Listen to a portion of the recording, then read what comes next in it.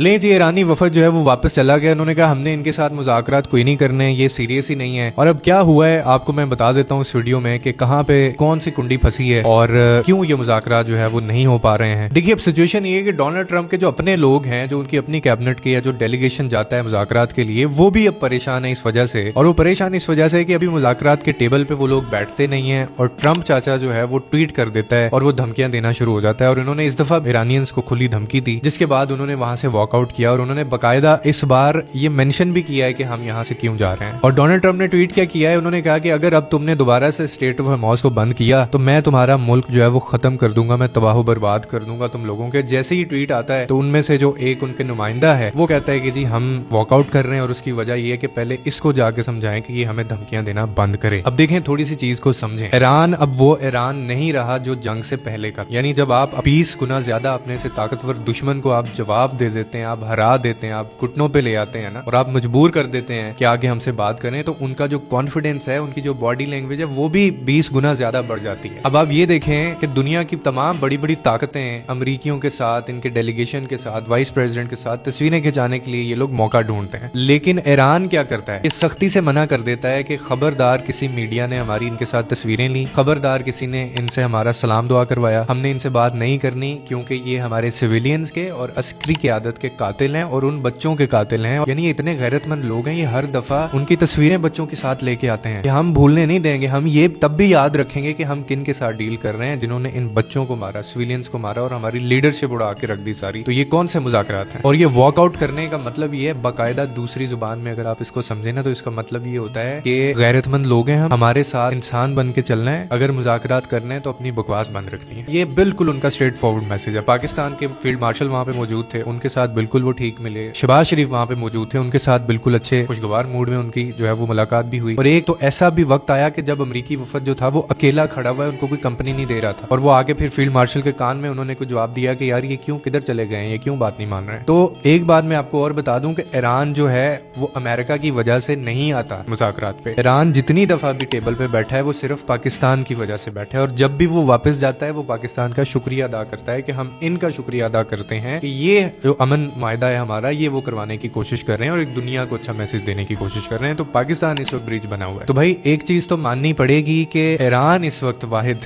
मुल्क है जिसका रवैया मैदान जंग में जैसा है वैसा ही मुज़ाकरात के मेज पे भी है, और वो फायदा लेना चाहें तो ले सकते हैं, लेकिन वो सिर्फ अपने लोगों के लिए खड़े हैं। वो हर दफा इनको बुलाते हैं, जलील करते हैं और कहते हैं ये कातिल हैं, इन्होंने हमारे सिविलियन बच्चों को मारा। और इसके पीछे की रीजन क्या है वो आखिरी वीडियो मेरी जाके देख लें, जिसमें मैंने बताया हुआ है कि यहाँ से मुज़ाकरात होने लगते हैं और वहां से लेबनान के ऊपर जो है वो हमला हो जाता है, वहां पे लेबनान के ऊपर जो है वो बॉम्बिंग शुरू हो जाती है। तो इस मुज़ाकरात के टेबल पे इन दोनों के अलावा एक और शख्स को भी लाना पड़ेगा। वो शख्स कौन है वो आपको पता है, आप कमेंट सेक्शन में बता सकते हैं।